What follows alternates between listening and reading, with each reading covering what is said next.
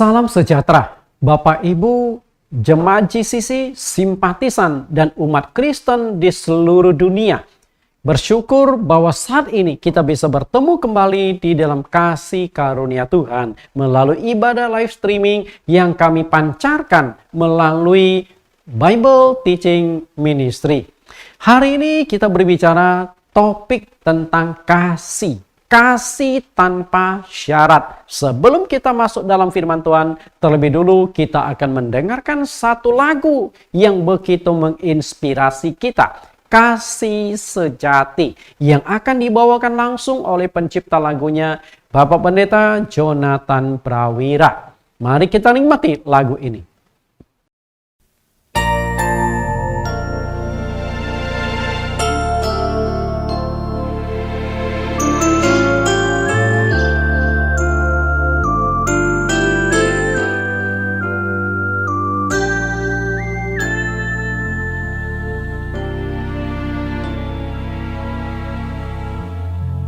Kau telah memberi terlebih dari yang ku sadari,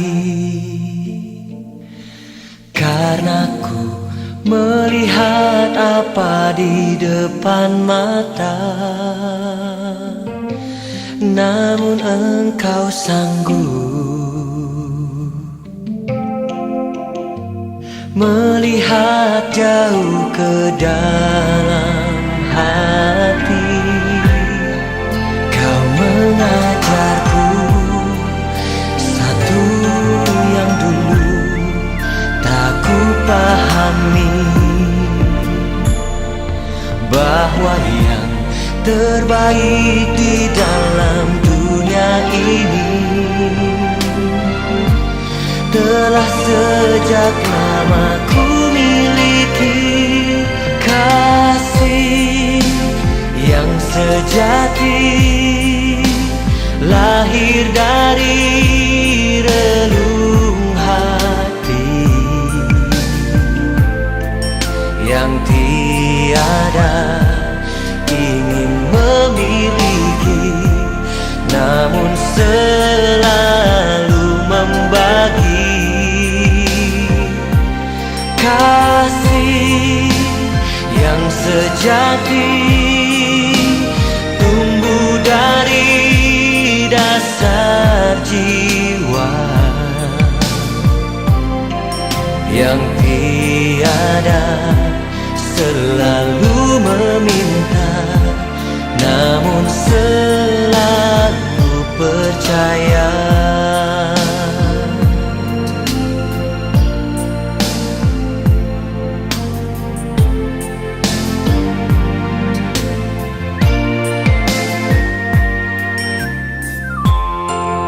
Kau telah memberi terlebih dari yang ku sadari, karena ku melihat apa di depan mata, namun Engkau sanggup melihat jauh ke dalam hati. Kau mengajarku satu yang dulu tak ku pahami, bahwa yang terbaik di dalam dunia ini telah sejak lama ku miliki. Kasih yang sejati lahir dari relung hati yang tiada ingin memiliki, namun selalu membagi. Kasih yang sejati tumbuh dari dasar jiwa. Bapak Ibu yang saya kasihi, kita sudah mendengarkan sebuah pujian tentang kasih sejati. Kebetulan topik yang akan kita kupas pada saat ini, temanya adalah kasih tanpa syarat. Sebelum kita masuk dalam firman Tuhan, kita akan berdoa. Mohon Tuhan Yesus pimpin kita. Di dalam nama Tuhan Yesus kami berdoa. Kembali kami menghadap Engkau, Tuhan Juru Selamat kami, Raja di atas segala raja. Melalui ibadah hari ini dalam ibadah live streaming yang dipancarkan, yang disiarkan melalui link YouTube kami, Bible Teaching Ministry. Tuhan berkenan memberkatinya, memimpin kami, baik hamba-Mu yang akan menyampaikan kebenaran firman-Mu, maupun mereka seluruh jemaat umat Kristen yang akan mendengarkan firman Tuhan topik ini, baik di Indonesia maupun di luar negeri. Supaya melalui kebenaran ini kami dibangun untuk lebih memahami bagaimana besarnya kasih Allah kepada kami, lalu bagaimana kami mengaplikasikan kasih Allah di dalam kehidupan kami, baik berjemaat, berkeluarga, maupun di dalam masyarakat. Terima kasih Tuhan, kami siap mendengarkan kebenaran firman-Mu. Segala hormat, puji, syukur, dan kemuliaan hanya bagi-Mu. Amin. Kita lihat judul kasih tanpa syarat. Bapak Ibu yang saya kasih, kita seringkali mendengar tentang kata kasih atau mengasihi. Kasih antara suami istri, orang tua dengan anak, kasih antara family, kasih antara sesama teman. Dengan kata lain, setiap saat kita hidup di dalam kasih, baik kita baik sadar ataupun tidak sadar, kita menerapkan kasih. Ketika kita memberikan sesuatu kepada orang, ketika kita menyapa, ketika kita menatap seseorang, kita bisa ekspresikan dengan kasih. Tidak ada satu hal apapun yang bisa menyatukan seluruh umat manusia selain kasih. Kasih adalah bahasa universal. Kasih melintasi semua agama, suku, bangsa, bahasa, ras, golongan di muka bumi. Ketika engkau datang dengan agama tertentu, engkau bisa ditolak. Tapi ketika engkau datang dengan kasih, engkau bisa diterima oleh agama dan kepercayaan apapun. Karena itu, kasih adalah bahasa universal. Kasih adalah unsur terpenting, tertinggi di dalam kehidupan manusia. Sebuah keluarga akan utuh ketika ada saling mengasihi, tapi sebuah keluarga akan hancur ketika yang muncul adalah kebencian-kebencian. Kasih menyatukan, benci menceraikan. Karena itu, hari ini kita akan berbicara tentang kasih. Namun kasih yang akan kita kupas pada tema hari ini adalah kasih tanpa syarat. Sedangkan manusia, kasihnya bersyarat. Artinya adalah kasih tanpa syarat adalah sebuah kasih yang luas, yang tidak ada batasan-batasan. Sedangkan kasih manusia itu sangat bersyarat dan dibatasi oleh konteks-konteks tertentu. Secara prinsip, kasih manusia terbagi menjadi 3 kelompok dengan ruang lingkup yang berbeda-beda. Ruang lingkup kasih yang paling sempit di dalam hidup manusia itu disebut kasih eros. Nah, kasih eros ini adalah wujud kasih yang paling sempit karena kasih ini hanya melibatkan 2 orang. Apakah kasih eros itu? Kasih eros seringkali disebut dengan kasih birahi atau kasih suami istri. Karena itu, antara seorang pria, seorang wanita yang sudah terikat sebagai suami istri, mereka saling mengasihi, saling menyayang, itu adalah kasih eros. Tapi ini adalah kasih yang ruang lingkupnya paling sempit. Karena hanya melibatkan 2 orang. Jika ada orang ketiga masuk dalam ruang lingkup kasih eros, maka pernikahan itu akan retak, pernikahan itu akan pecah. Karena jika ada orang ketiga masuk dalam kasih eros, maka perselingkuhan itu terjadi di sana. Maka kasih eros ini adalah kasih yang paling egois, yang tidak mengizinkan orang ketiga untuk masuk. Sekalipun anak-anak. Dia nggak boleh masuk ke ruang lingkup kasih. Bisa tangkap Bapak Ibu? Anak, dia punya ruang lingkup kasih tersendiri dengan orang tuanya. Karena itu anak tidak boleh masuk ke dalam ruang lingkup kasih eros. Karena itulah, nah contoh saudara, kenapa saya katakan kasih eros itu adalah kasih birahi? Anak-anak. Kalau masih kecil, tidur satu kamar dengan ayah ibunya masih oke lah. Tapi kalau anak itu sudah umur 10 tahun, harus pisah dengan orang tua, dengan mama papanya. Karena nggak boleh terus-terusan bersama dengan ayahnya. Apalagi umur 15 tahun, umur 20 tahun, masih tidur satu kamar dengan mama papanya. Wah, itu masalah. Tidak boleh. Karena itu harus pisah kamar. Walaupun mungkin kamarnya kecil karena rumahnya mereka kecil, tetap harus dipisahkan, tidak boleh sama satu kamar. Itu kasih eros.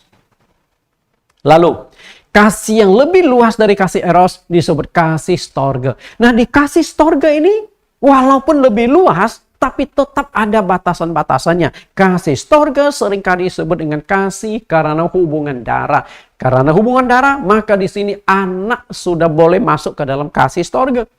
Jika suatu saat engkau melihat seorang ibu-ibu menggandeng seorang anak muda, Anda jangan langsung berasumsi ini ibu dapat gondrong. Tahu gondrong? Belum tentu. Itu anak dia sendiri kok. Saya kadang-kadang misalnya sekeluarga jalan, saya, istri, anak jalan di mall, kebetulan anak saya yang laki-laki umur sudah 20 tahunan. Ambil S2, hampir lulus. Kadang-kadang di jalan mall, istri saya itu suka pegang pundak anak saya, kadang-kadang gandengan jalan. Itu kan karena ibu anak, wajar-wajar saja. Bapak Ibu bisa tangkap? Karena itu, ini kasih hubungan darah. Jadi seorang ibu mengasihi anak, anak mengasihi ibu, ataupun seorang kakek mengasihi cucu, cucu mengasihi kakek, itu hubungan darah. Jadi selama ada hubungan darah itu family, maka mereka masih terikat, ada interaksi, ada saling mengasihi. Itu hal yang wajar. Kemudian yang lebih luas dari kedua ini, lebih luas dari eros maupun storge, disebut kasih filia. Kasih filia, walaupun lebih luas, tapi tetap ada batasan. Kasih filia itu adalah kasih karena persahabatan. Kasih karena mengenal. Misalnya contoh. Suatu hari ini saya pernah alami waktu tugas di Sukabumi. Yang namanya Sukabumi itu tukang becak itu dia punya kaki, paha dan betis itu gede-gede. Kenapa demikian? Karena tukang becak kalau di Sukabumi itu jalannya kan naik turun. Jadi engkol becak itu nggak mudah. Pernah satu kali saya naik becak, waktu turunan rupanya remnya itu terlalu pakem. Sehingga waktu lumayan kencang, itu tukang becaknya coba menekan rem. Waktu terlalu pakem, akhirnya becaknya kebalik. Anda tahu, saya ada di bawah becak. Nah, seumur-umur baru kali ini becak naik orang. Selama ini saya naik becak, tapi kali itu becak yang naik saya. Waduh, tertelungkup. Ya teriaklah saya. Untunglah sih abangnya cepat-cepat kemudian angkat lagi. Lumayan lecet juga lutut. Sampai si abangnya minta maaf. Lalu mau digratiskan. Si abang becak juga akhirnya terlempar sebenarnya. Lumayan saya lihat juga benjol di kening dia. Tapi dia merasa dia yang salah kan. Karena remnya terpakem dan dia tidak rem dari awal sehingga sudah turun lumayan kencang. Untung tidak terlalu curam. Kalau enggak lebih parah lagi kecelakaan itu. Nah jadi cerita begini.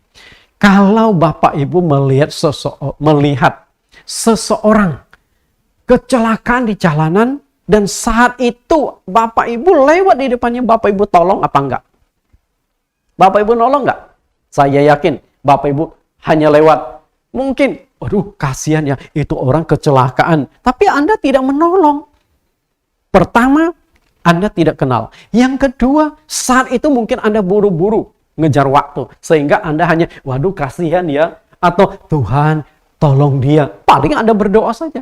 Tapi kalau yang mengalami kecelakaan itu orang yang engkau kenal. Katakanlah engkau jemaat GCC. Ataupun rekan-rekan yang mendengarkan YouTube saya. Lihat, saya mengalami kecelakaan di jalanan. Anda kenal itu pendeta Nathan, Anda tolong atau lewat? Kalau Anda lewat, Anda kelewatan loh. Masa pendeta lagi kecelakaan nggak tolong? Pasti Anda akan turun tolong. Karena apa? Engkau kenal ini pendeta mengalami kecelakaan. Nah, itu disebut kasih filia. Kasih karena mengenal, kasih karena persahabatan. Tapi kalau bukan orang yang engkau kenal, engkau akan lewat saja. Artinya masih ada batasan. Walaupun filia merupakan kasih yang paling luas levelnya dari 3 bentuk kasih di antara sesama manusia. Tapi tetap ada batasan-batasan. Karena itu kasih manusia itu bersyarat. Ada ruang lingkupnya. Sedangkan kasih Allah itu tidak bersyarat. Kasih Allah itu universal. Kasih Allah itu luas. Dia tidak membeda-bedakan satu dengan lain. Contoh kasih Allah yang universal adalah menurunkan hujan. Nah, saat ini saya lagi berkhotbah, kebetulan lagi hujan. Jadi kalau ada hujan gerimis-gerimis, ada petir, nah itu lagi wujud kasih Allah.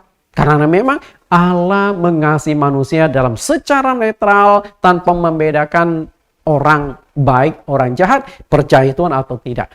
Dia menurunkan hujan, memberikan udara, memberikan cahaya matahari. Itu lalu satu wujud kasih Allah tanpa syarat. Jika kasih Allah bersyarat, Anda bayangkan. Pasti hanya orang-orang baik yang dapat hujan.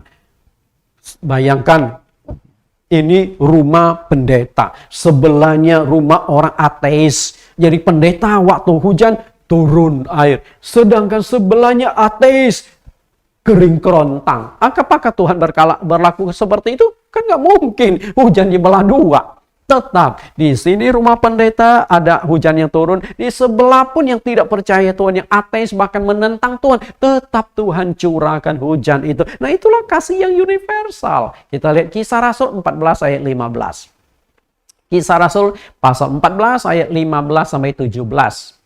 Ayat 15, hai kamu sekalian, mengapa kamu berbuat demikian? Kami adalah manusia biasa sama seperti kamu. Kami ada di sini untuk memberitakan Injil kepada kamu, supaya kamu meninggalkan perbuatan sia-sia ini dan berbalik kepada Allah yang hidup, yang telah menjadikan langit dan bumi, laut dan segala isinya. Jadi Rasul Paulus ketika memberitakan Injil, Rasul Paulus berkata kepada mereka yang sedang diinjilinya, kami di sini adalah memperkenalkan Allah yang hidup, Allah yang benar, Allah yang menciptakan langit dan bumi. Karena begitu banyaknya manusia yang tidak mengenal Allah. Karena itu Paulus berharap agar manusia yang sudah menikmati kasih Allah, sudah nikmati cahaya, sudah nikmati udara, sudah nikmati hujan yang turun dari langit, sudah mendapatkan banyak kelimpahan-kelimpahan kebaikan Tuhan. Paulus berharap agar mereka mengenal Tuhan yang benar, menyembah yang benar, bersyukur kepada yang benar, berterima kasih kepada yang benar. Itu harapan Paulus. Sedangkan masih banyak yang tidak mengenal Tuhan. Maka di ayat 16, dalam zaman yang lampau Allah membiarkan semua bangsa menuruti jalannya masing-masing. Dulu semua orang tidak mengenal Allah, Tuhan biarkan. Jadi kalau kita lihat dari Allah ciptakan Adam dan Hawa, seakan-akan putus hubungan. Kemudian sampai zaman Nuh, lalu tidak ada kabar lagi sampai Tuhan memilih Abraham, lalu terbentuklah bangsa Israel. Jadi seakan-akan tuh Tuhan tidak peduli kepada umatnya. Ayat 17, namun ia bukan tidak menyatakan dirinya dengan berbagai-bagai kebajikan, yaitu dengan menurunkan hujan dari langit dan yang memberikan musim-musim subur bagi kamu. Ia memuaskan hatimu dengan makanan dan kegembiraan. Nah, inilah wujud kasih Tuhan. Kasih yang luas. Kasih yang tanpa syarat. Bukan berarti kita harus menyembah Tuhan baru ada cahaya matahari jatuh ke rumah kita. Bukan berarti kita harus menyembah Tuhan baru hujan bisa turun di rumah kita. Enggak. Itu kasih yang tanpa syarat. Kasih universal. Kasih universal yang terbesar dari Allah adalah mengaruniakan anaknya yang tunggal. Itu kasih universal yang terbesar. Kita lihat bagaimana kasih itu. Yohanes pasal 3 ayat 16-18. Inilah kasih terbesar, kasih universal dari Tuhan. Karena begitu besarnya kasih Allah akan dunia ini, sehingga ia telah mengaruniakan anaknya yang tunggal, supaya setiap orang yang percaya kepadanya tidak binasa, melainkan beroleh hidup yang kekal. Perhatikan baik-baik di ayat yang ke-16 ini, begitu besarnya kasih Allah akan dunia ini. Nah, di dunia ini dihuni saat ini lebih kurang 8 miliar manusia. Dari 8 miliar ini, sebagian ateis, 1 miliar lebih ateis, tidak percaya Tuhan, tidak menyembah Tuhan, bahkan menentang keberadaan Tuhan. Tuhan tetap mengasihi mereka. Tuhan tetap mengirimkan juru selamat, dipersembahkan untuk mereka, berharap mereka percaya pada Dia, berharap mereka bertobat. Demikian pula dari 8 miliar manusia, banyak yang tidak mau terima Tuhan yang benar. Tuhan tetap mengasihi. Tuhan tetap menyediakan anugerah keselamatan melalui kematian Yesus Kristus di atas kayu salib. Karena itulah adalah kasih yang terbesar, mengirim anak tunggalnya. Anak tunggal berarti anak satu-satunya. Begitu besarnya kasih Allah akan manusia yang tinggal di muka bumi. Kalau anak ada 10 dikirim 1, wajarlah. Ini anak satu-satunya dikirim. Dan bukan hanya dikirim, tapi dikorbankan, dibunuh di atas kayu salib. Itulah kasih Allah yang terbesar. Luar biasa kan? Makanya Tuhan Yesus berkata, tidak ada kasih yang lebih besar daripada kasih seorang sahabat yang menyerahkan nyawanya untuk orang lain. Untuk nyawanya. Itulah kasih terbesar. Kasih yang tidak ada batasnya. Ayat yang ketujuh, perhatikan kata begitu besar Al-Kesarim. Anugerah keselamatan itu untuk semua orang. Tanpa memandang suku, bangsa, dan bahasa. Dengan kata lain, kematian Yesus Kristus di atas kayu salib adalah untuk menebus semua dosa-dosa dunia. Karena itulah Yesus disebut Juru Selamat Tunggal. Juru Selamat dunia. Karena Dia memang ingin menyelamatkan semua orang. Ayat 17, sebab Allah mengutus anaknya ke dalam dunia bukan untuk menghakimi dunia, melainkan untuk menyelamatkannya oleh Dia.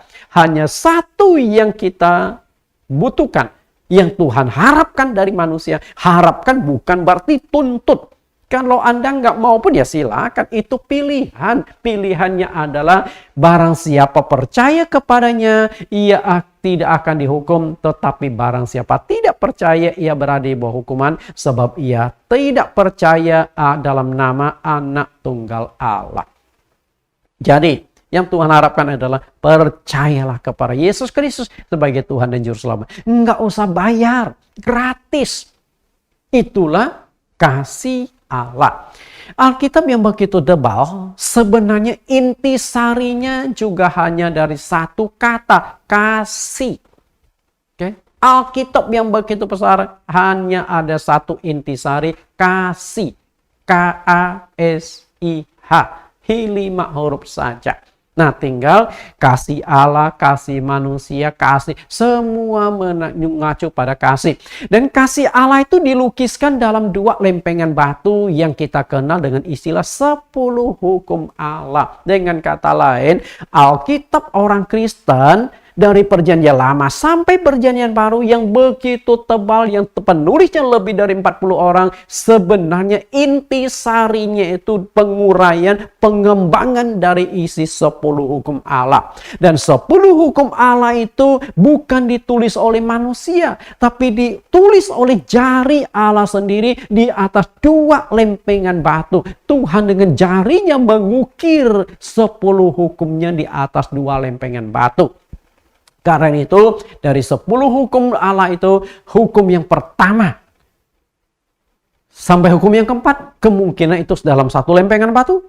Dan hukum yang kelima sampai hukum yang ke-10, lempengan batu yang kedua. Kemungkinan pembagiannya seperti itu. Atau kemungkinan 5 hukum kiri, 5 hukum kanan, kita juga tidak tahu persis. Intinya adalah diukir di atas 2 lempengan batu. Kita lihat dulu Keluaran 31 ayat 18. Keluaran 31 ayat 18, dan Tuhan memberikan kepada Musa setelah ia selesai berbicara dengan dia di Gunung Sinai kedua loh hukum Allah, loh batu yang ditulisi jari Allah. Perhatikan, yang ditulisi jari Allah. Artinya 10 hukum Allah itu bukan ditulis oleh Musa, tapi Allah sendiri yang mengukir di atas lempengan batu. Musa hanya menyalin, mengkopi, lalu dia masukkan ke dalam kitab yang dia tulis, dimasukkan ke dalam 2 kitab, Keluaran pasal yang ke-20 dan Ulangan pasal yang ke-5. Dan jika kedua bagian kasih ini, kasih kepada Allah berbentuk garis vertikal dari atas bawah, ini kasih Allah. Sedangkan hukum yang kedua, garisnya adalah horizontal. Jika kedua bentuk garis itu kita persatukan, maka terbentuklah simbol salib. Jadi intisari dari 10 hukum Allah itu adalah salib. Okay? Horizontal, vertikal, dan horizontal. Dan intisari dari seluruh isi Alkitab juga salib. Kasih Allah dengan manusia, kasih sesama manusia. Karena itu, mengapa orang-orang Yahudi itu tidak mau menerima kasih Allah mengapa orang-orang dunia tidak mau menerima kasih Allah yang begitu besar? Karena tidak mengenal kasih Allah. Jadi, kenapa orang-orang dunia tidak mau menerima kasih Allah yang begitu besar? Di mana Yesus Kristus sudah mati untuk menyelamatkan mereka. Karena mereka tidak mengenal siapa Yesus, untuk apa Yesus mati di atas kayu salib. Ada sebuah ilustrasi. Seorang anak kecil. Anak kecil.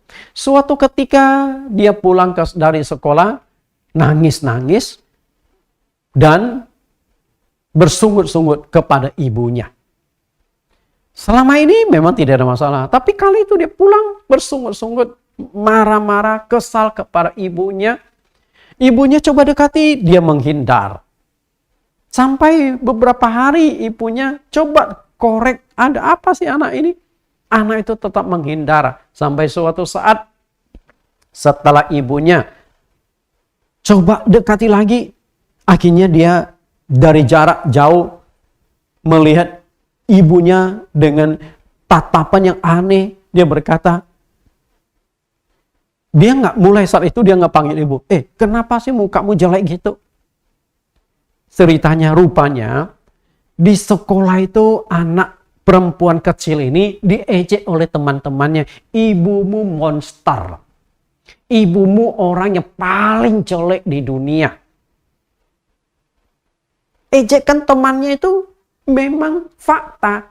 Karena ibunya itu mukanya jelek sekali. Rambutnya botak, mukanya agak hitam, keriput-keriput. Dan tangannya juga banyak bekas luka. Jalannya juga agak pincang. Sehingga awalnya anak kecil ini karena dibesarkan dari kecil, dia nggak merasa. Tapi setelah dia duduk di sekolah, baru diejek oleh temannya, baru dipukul, pikirannya buka. Iya ya, ibuku kok jelek sekali kayak monster. Dan gara-garanya tuh satu kali ibunya itu dipanggil oleh gurunya karena keperluan, maka datang ke sekolah. Nah dilihatlah teman-temannya. Dari sanalah temannya tahu ibunya adalah seorang monster yang sangat jelek. Ini namanya anak kecil, kan saling ejek-ejek. Maka mulai saat itu dia nyesal. Kenapa saya punya ibu yang begitu jelek? Oke, ya sudah.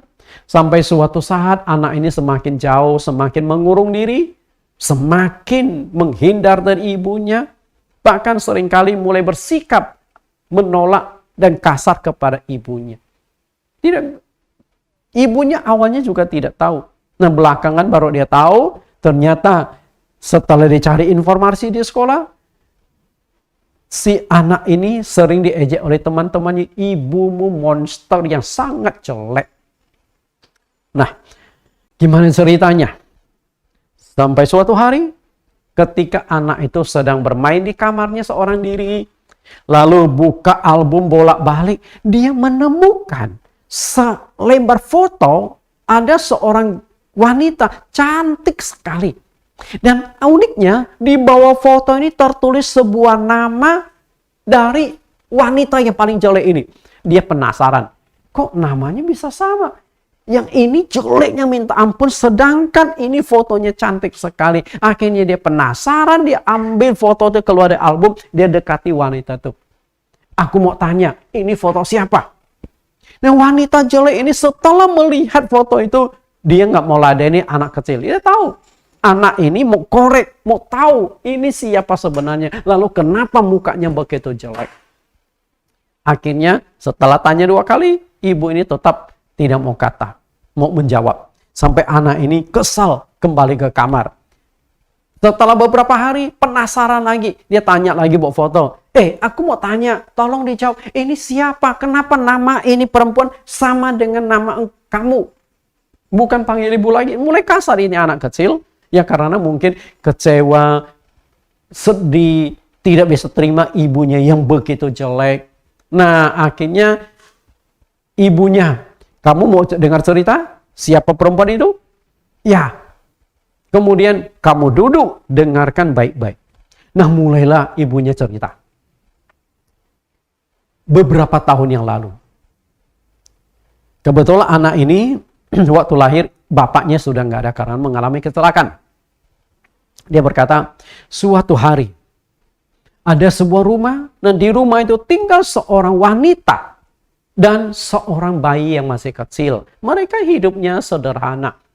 Suatu pagi ketika ibu sudah selesai masak, kemudian bayinya sedang ada di lantai 2 di rumah sederhana itu, tidur di ayunan. Ibu kemudian pergi ke warung, jaraknya sekitar 100 meter untuk beli sedikit sayuran. Kemudian waktu dia selesai beli sayuran, mau pulang, terjadi kebakaran di tetangga. Nah kebakaran itu lumayan besar, sampai akhirnya api mulai berpindah, mulai melalap bangunan dari ibu dan anak kecil ini. Dan ibu melihat akhirnya belanjanya dia buang, kemudian lari cepat-cepat. Karena ibunya ingat ada seorang anak kecil ada di atas lantai 2, sedang tidur di ayunan. Setelah sampai di depan rumahnya, ibu ini berusaha masuk tetapi dicegah oleh penduduk di kampung. Ibu jangan masuk, jangan masuk. Karena kebakaran ini sudah parah. Tapi dia mendengar ada suara bayi yang histeris teriak. Karena bayi itu mungkin sudah mulai sesak napas karena asap. Walaupun dicegah, akhirnya ibu ini berontak. Kemudian coba masuk, berhasil. Lalu naik ke lantai 2. Setelah lantai 2 dia temukan sebuah selimut. Dicelupkan ke dalam air, kemudian bungkus si bayi itu, dia mulai lari ke bawah, tapi tangga sudah terbakar api. Mau gimana? Akhirnya ibu tersebut menggendong si bayi tersebut, matanya sedikit ditutup, kemudian dia terobos api sampai di depan. Akhirnya ibu ini pingsan. Pingsan karena apa? Seluruh badannya terbakar. Kemudian ibu ini dibawa ke rumah sakit.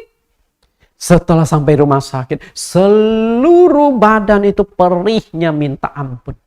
Darah membasahi kasur.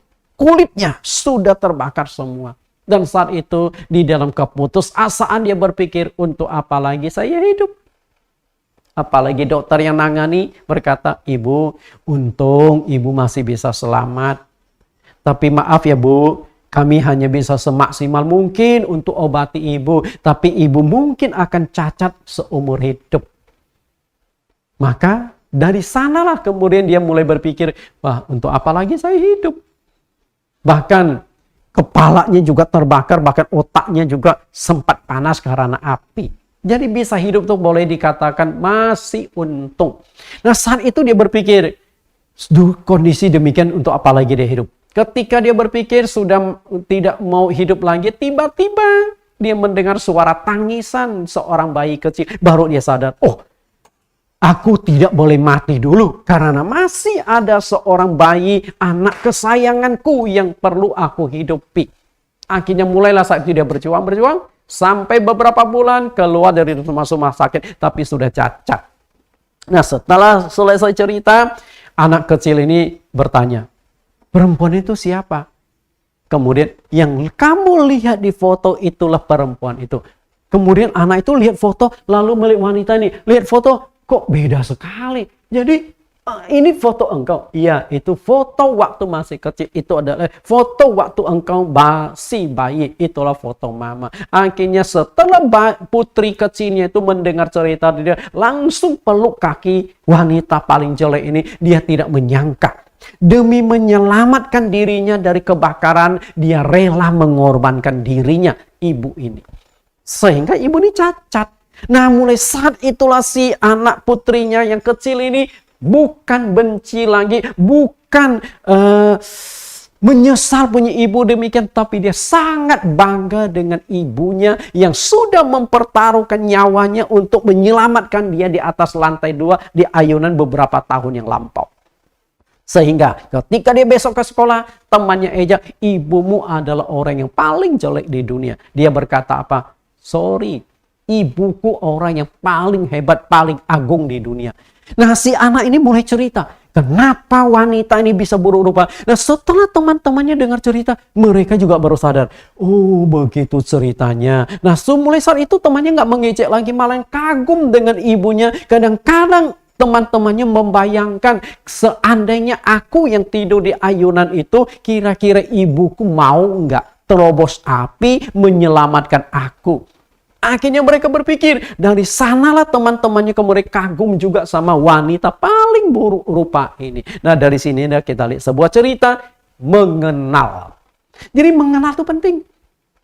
Kenapa orang-orang tidak mau percaya Yesus yang sudah mati di atas kayu salib? Karena mereka tidak mengenal Yesus itu siapa. Lalu Yesus mati untuk apa? Mereka tidak mengenal. Karena itulah mereka tidak percaya. Saulus sebelumnya juga tidak mengenal Yesus. Karena itu dia berusaha membunuh pengikut-pengikut Kristus, berusaha menghancurkan agama Kristen dengan cara melakukan penganiayaan. Kisah Rasul 9 ayat 1-2. Kisah Rasul 9 ayat 1, sementara itu berkobar-kobar hati Saulus untuk mengancam dan membunuh murid-murid Tuhan. Ia menghadap imam besar dan meminta surat kuasa daripadanya untuk dibawa kepada majelis-majelis Yahudi di Damsyik. Supaya jika ia menemukan laki-laki atau perempuan yang mengikuti jalan Tuhan, ia menangkap mereka dan membawa mereka ke Yerusalem.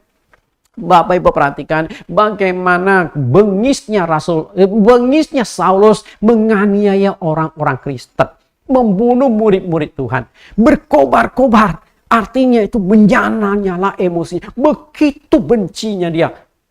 Dia tangkap satu-satu, dia siksa supaya menyangkal imannya kepada Yesus. Kalau enggak dia penjara, kalau tidak dia bunuh. Kalau sudah terakhir nggak mau menyangkal, dia bunuh saja. Jadi banyak orang yang dibunuh oleh Saulus dalam penganiayaan itu. Karena Saulus juga didukung oleh pemimpin-pemimpin agama Yahudi, didukung oleh negara melakukan penganiayaan kepada orang-orang Kristen, agama Kristen yang baru berdiri pada saat itu. Bapak Ibu yang saya kasih, kita lihat bencinya Saulus kepada agama Kristen. Nah, kenapa Saulus itu benci? Karena nggak mengenal siapa Yesus. Akhirnya di dalam perjalanan ke kota Damsyik, ketika dia membawa surat kuasa dari mahkamah agama itu untuk menangkap orang-orang Kristen di Damsyik, lalu akan disiksa, dibunuh, maka saat itulah dia mulai berkenalan dengan Yesus.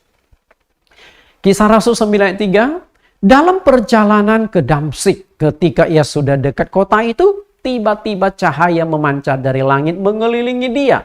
Ia rebah ke tanah dan kedengaranlah olehnya suatu suara yang berkata kepadanya, Saulus, Saulus, mengapa engkau menganiaya aku? Jadi saat itu dia jatuh rebah. Jadi ada satu kekuatan yang mungkin mendorong Saulus sehingga dia bisa jatuh rebah. Kemudian dia melihat sebuah sinar yang begitu terang. Bahkan dikatakan lebih terang dari matahari. Dia sampai tidak bisa membuka matanya, 3 hari matanya buta. Karena mungkin kornea matanya tuh rusak karena saking terangnya cahaya itu. Bukan hanya itu. Lalu ada satu suara dia dengar. Saulus, Saulus, mengapa engkau menganiaya aku? Dia lihat keliling tidak ada orang, tapi hanya ada cahaya terang dan suara. Sehingga dia penasaran, dia menjawab, siapakah engkau Tuhan? Kalau Bapak Ibu lihat kata Tuhan di sini tuh bukan mengacu pada Tuhan atau Allah, tapi Tuhan. Karena dia kan belum mengenal. Siapakah engkau Tuhan? Katanya, akulah Yesus yang kau aniaya itu. Akulah Yesus yang disalibkan beberapa waktu yang lalu, yang sudah mati, bangkit, kemudian naik ke sorga. Itu yang engkau aniaya. Ayat 6, tetapi bangunlah dan pergilah ke dalam kota, di sana akan dikatakan kepadamu apa yang harus kau perbuat. Perhatikan jadi dialog, siapakah engkau Tuhan? Artinya Saulus tidak mengenal siapa Yesus. Makanya Yesus perkenalkan diri. Akulah Yesus yang kau aniaya. Dan dari sanalah terjadi titik balik. Dari Saulus anti agama Kristen, mulai penasaran pada agama Kristen. Benci pada Yesus dan pengikutnya, mulai terbuka hatinya bahwa Yesus bukan manusia biasa. Kalau Saulus tidak mengalami penglihatan itu, tidak mengalami mujizat itu, dia tidak akan mungkin bisa percaya Tuhan. Tapi ini pengalaman rohani yang di seumur hidup baru kali ini dia alami. Di agama Yahudi dia tidak pernah alami hal yang luar biasa seperti ini. Bahkan setelah pertobatan, Saulus itu mengalami proses pengenalan kepada Tuhan. Semakin dalam, sampai akhirnya dia berkata, kita lihat 2 Korintus 5 ayat 14-15. Sebab kasih karunia yang menguasai kami karena kami telah mengerti. Perhatikan kata kami telah mengerti. Artinya dulu kami belum mengerti, sekarang kami mengerti. Apa yang dimengerti? Bahwa jika satu orang sudah mati untuk semua orang, mereka sudah mati. Mereka semua sudah mati. Jadi yang dimengerti adalah satu orang telah mati untuk semua orang. Maksudnya adalah Yesus Kristus sudah mati di atas kayu salib untuk menyelamatkan semua orang. Karena itu Saulus saat ini sadar Yesus mati untuk menyelamatkan saya. Yang dulu dia tidak mengerti tapi sekarang dia sudah mengerti. Ayat 15. Dan Kristus telah mati untuk semua orang supaya mereka yang hidup tidak lagi hidup untuk dirinya sendiri, tetapi untuk Dia yang telah mati dan telah dibangkitkan untuk mereka. Jadi, karena Yesus sudah mati di atas kayu salib, kasih Tuhan sudah dinyatakan, maka kita yang sudah menerima kasih Tuhan tidak boleh hidup untuk diri kita sendiri, tapi hidup untuk mengasihi orang lain, menyelamatkan orang lain, memberitakan Injil kepada orang lain. Nah, itu yang diharapkan oleh Paulus. Pada akhirnya, pengenalan Paulus kepada kasih Tuhan Yesus mencapai puncaknya, titik tertinggi. Hal itu tampak dari pernyataan dari surat Filipi yang dia tulis bahwa hidupku untuk Tuhan, matiku pun untuk Tuhan. Nah, itu puncak pengenalan tentang kasih Kristus. Kita baca Filipi 1 ayat 20-22. Filipi 1 ayat 20, sebab yang sangat kurindukan dan kuharapkan ialah bahwa dalam segala hal aku tidak akan beroleh malu, melainkan seperti sedia kala, demikian pun sekarang Kristus dengan nyata dimuliakan di dalam tubuhku, baik oleh hidupku maupun oleh matiku. Lihat, yang Paulus berkata yang kurindukan. Kenapa ada kata rindu?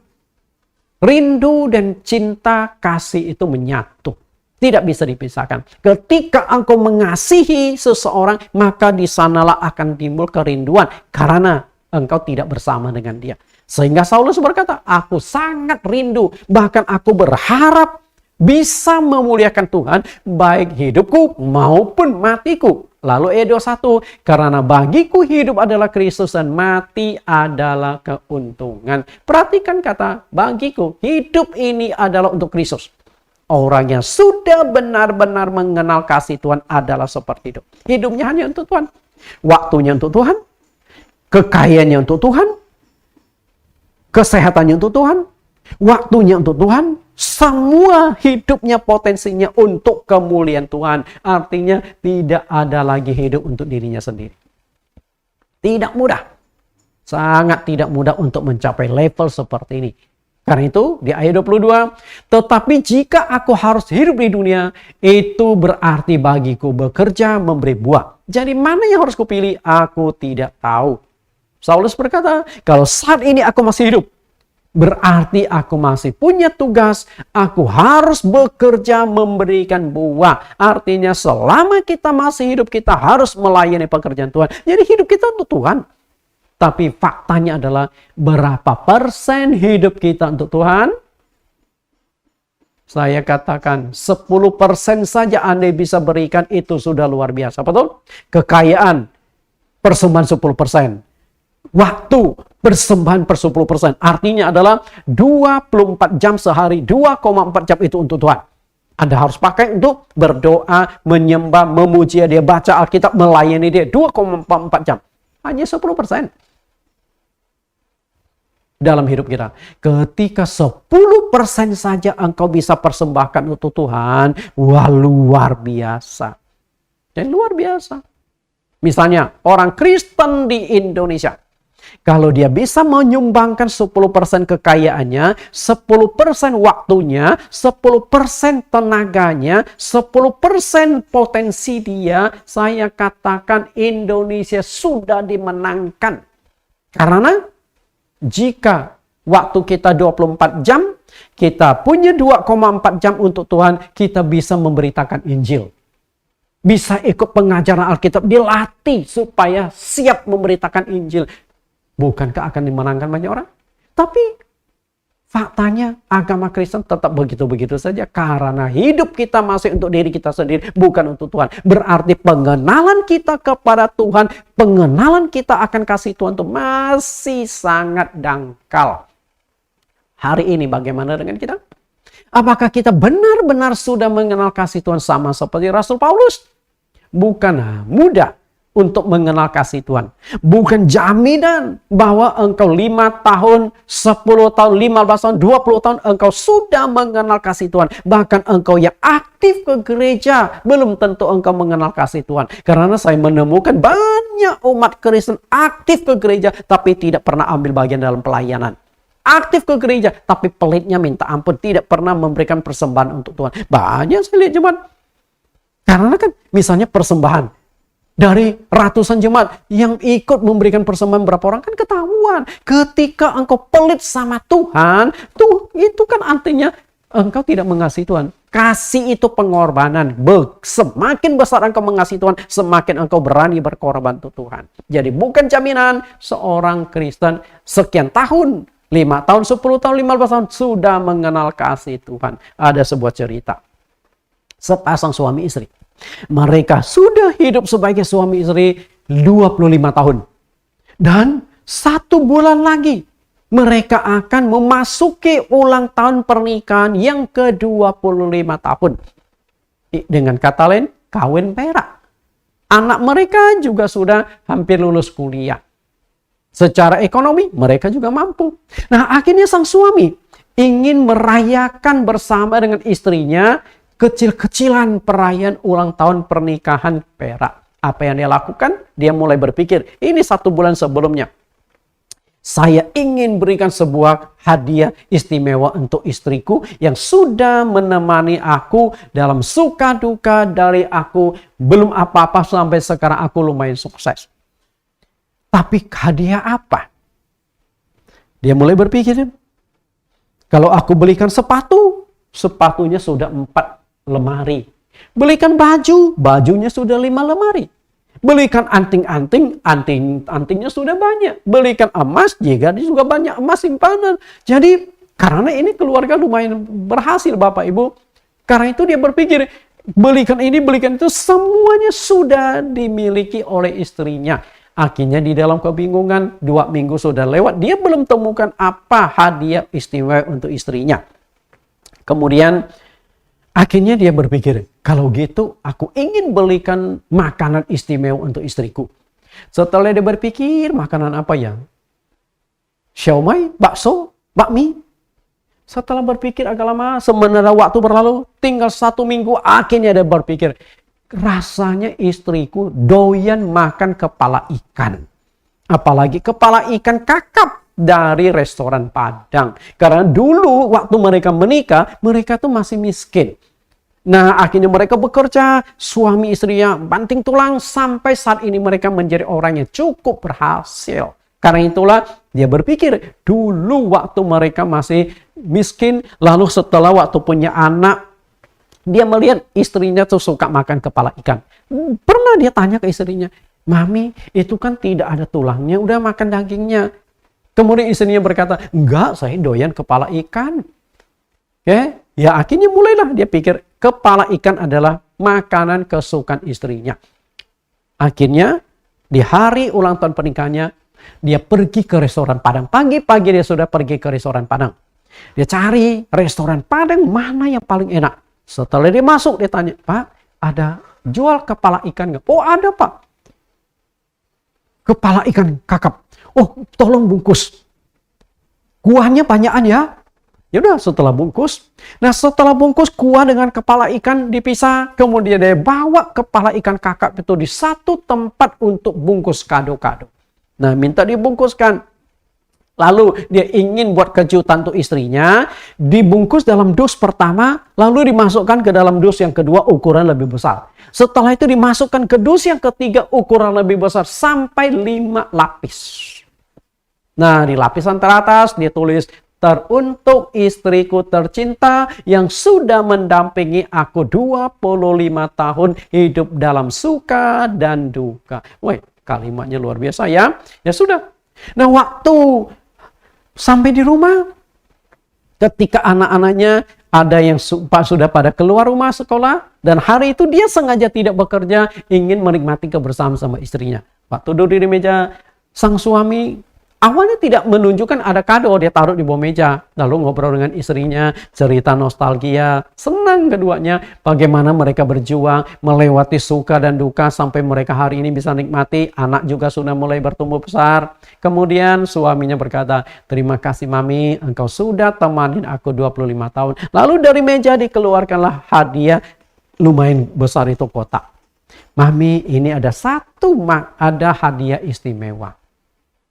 Istrinya setelah melihat kado lumayan besar, matanya berbinar-binar, senang. Nah, mulailah, coba dibuka. Setelah dibuka, dus pertama, ketemu dus yang kedua. Makin penasaran. Dus kedua dibuka, ada dus yang ketiga. Apa sih isinya, Papi? Pokoknya ada sesuatu yang menarik, yang kamu pasti suka. Ya sudah, setelah dus yang keempat, tinggal satu dus. Istrinya masih pernah, "Apa sih isinya? Pokoknya buka. Tapi ini tuh yang terakhir. Sebelum kamu buka, kamu tutup mata dulu. Berdoa dulu." Nah, dengan polosnya istrinya juga tutup mata. Nah, setelah itu suaminya ngomong, "Nah, nanti buka pelan-pelan ya." Waktu istrinya disuruh buka pelan-pelan, giliran suaminya yang tutup mata. Karena berharap istrinya senang setelah menemukan makanan kesukaannya, bisa cium pipi kiri dan pipi kanan untuk suami tercinta. Betul, setelah buka, nongollah kepala ikan kakap gede. Nah, kemudian suaminya kan nunggu nih. Lalu istrinya setelah itu diam. Suaminya pikir, nah kayaknya sudah dapat kejutan nih. Kemudian dia dengan polosnya suami berpikir lagi. Tiba-tiba dia mendengar ada suara tangisan. Masih berpikiran positif suaminya. Nah, tuh kan istriku terharu, mulai menangis karena dapat kejutan makanan kesukaannya. Setelah dia tunggu, suara tangisan istrinya bukan tangisan bahagia, tapi tangisan kesal. Akhirnya dia buka mata. Betul, mata istrinya sudah melotot, mukanya cembertut. Akhirnya suaminya yang bingung. Lalu tanya, "Loh, ada yang salah ya Mami?" Istrinya dengan muka kesal berkata, ini kelewatan jadi suami ya. 25 tahun aku temani engkau dalam hidup ini. Masa di ulang tahun pernikahan perak ini kamu hanya kasih sebuah kepala ikan kakap?" Lalu suaminya kan bela diri. "Loh Mami, aku tuh sudah 1 bulan loh. Mau pikir beli sepatu kamu sudah banyak, beli baju kamu sudah banyak, beli anting-anting emas perhiasan kamu juga sudah banyak. Kamu tinggal beli, kamu pegang kartu kredit."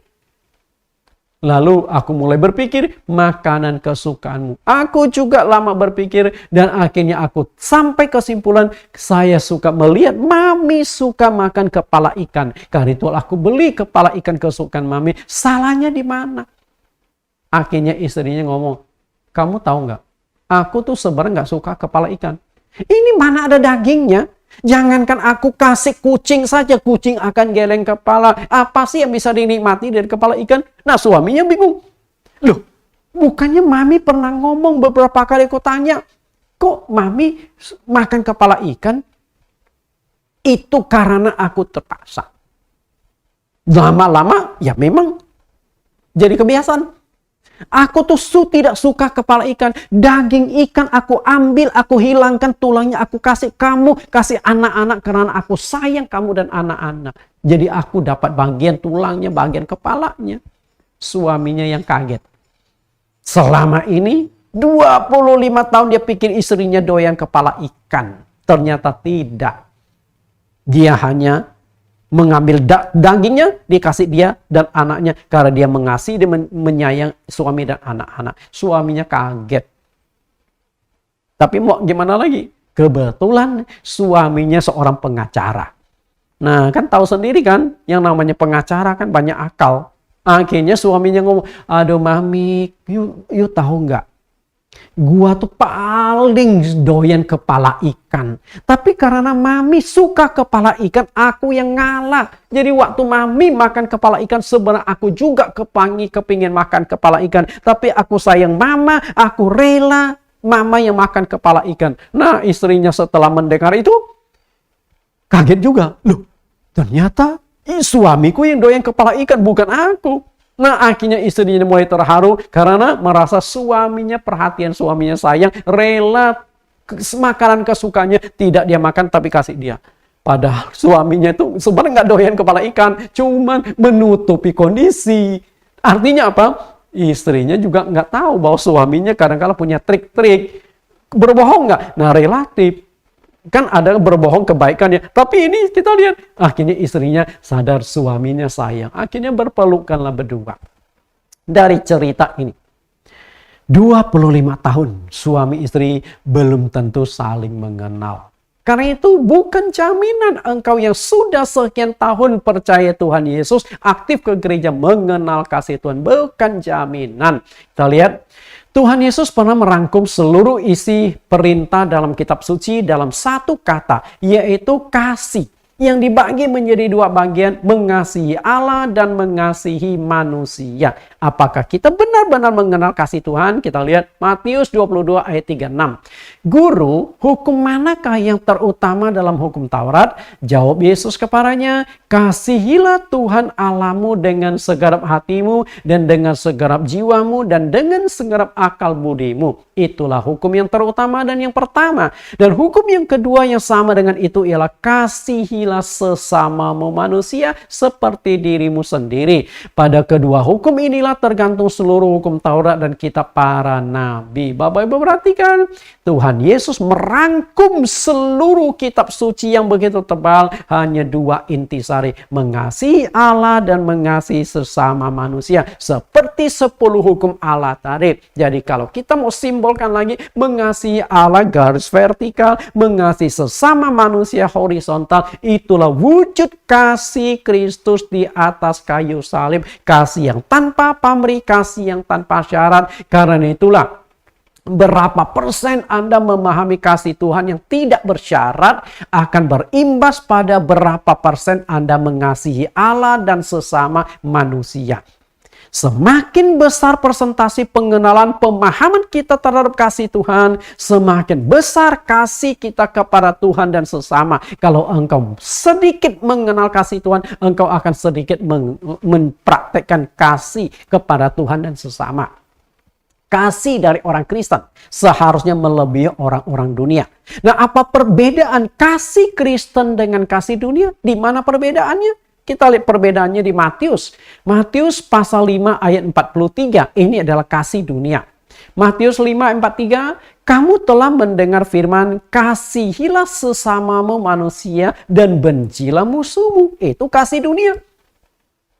Kasih dunia filosofinya adalah engkau mengasihi aku akan mengasihi engkau. Engkau benci aku akan membenci engkau. Nah, ini adalah kasih bersyarat. Kasih dunia adalah kasih bersyarat.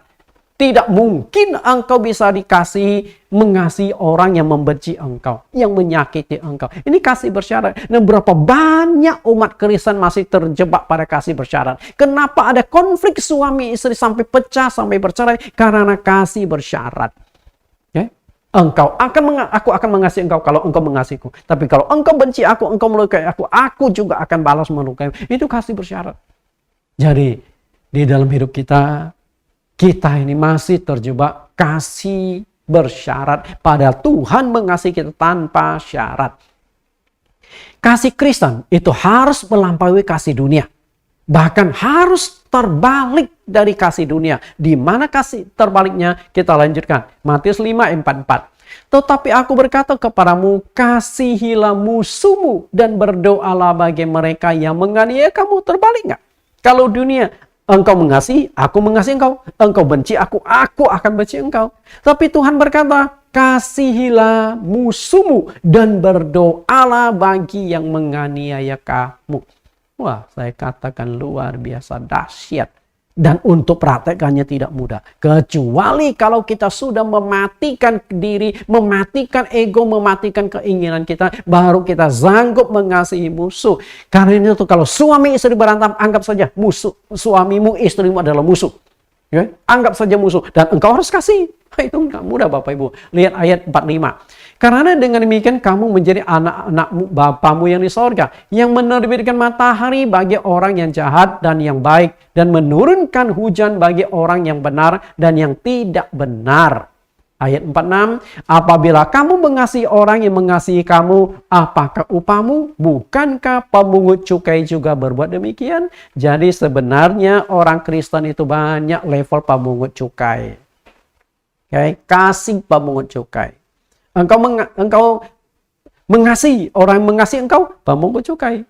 Artinya kita belum Kristen, kita masih level pemungut cukai. Karena itulah hari ini kita sudah mendengar kasih Allah tanpa syarat. Mari kita belajar agar bisa mengasihi tanpa syarat. Kita mengasihi secara tulus, kita mengasihi secara baik, tanpa menuntut balasan, tanpa harus engkau mengasihi aku baru aku mengasihi engkau, tetapi aktif mengasihi sekalipun musuh kita. Karena itu kita suami atau istri coba belajar, kalau suami istrimu menyakitimu, anggap saja itu musuhmu yang harus engkau kasihi. Tuhan Yesus berkati. Kita berdoa.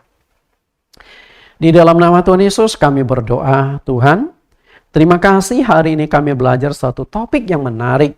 Kasih tanpa syarat. Hari ini kami telah paham bahwa manusia kasihnya itu bersyarat. Engkau mengasihi, aku akan mengasihi. Tapi ketika engkau membenci aku akan membenci engkau. Tanpa kami sadari, kami terjebak di dalam kasih pemungut cukai. Di mana kami levelnya tidak ada beda dengan pemungut cukai. Berikanlah kami kekuatan iman, pengertian, ketabahan, dan kesabaran. Sehingga kami sanggup mengasihi musuh-musuh yang sudah menyakiti kami. Supaya kami menjadi anak-anak-Mu. Di mana di atas kayu salib Engkau berkata, ampunilah mereka Bapa, karena mereka tidak tahu apa yang mereka perbuat.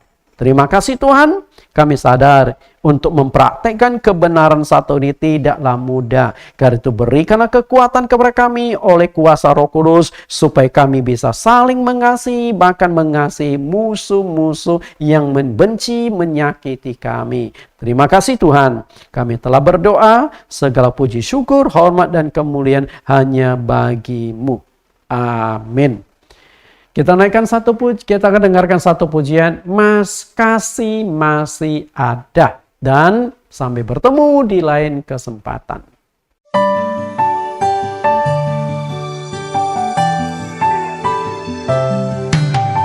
Hanya yang pernah merasakannya tahu duri dalam dagingku. Ternyata kaulah yang paling mengerti rahasia hatiku. Walau seakan tiada harapan, hati yang telah menjadi dingin. Ku suka caramu memulihkan hatiku yang suam. Saat yang lainnya begitu mudah sirna, kasih-Mu ya Tuhan tetap bertahan. Engkaulah alasan hatiku percaya, kasih masih ada dalam dunia. Seakan tiada harapan, kasih yang telah menjadi dingin. Ku suka caramu memulihkan hatiku yang suam. Saat yang lainnya begitu mudah sirna, kasih-Mu ya Tuhan tetap bertahan. Engkaulah alasan hatiku percaya, kasih masih ada dalam dunia.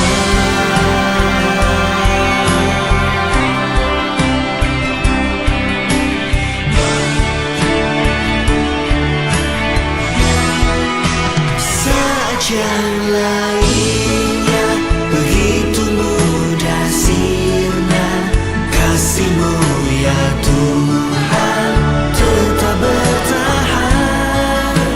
Engkaulah alasan hatiku percaya, kasih masih ada dalam dunia. Kasih masih ada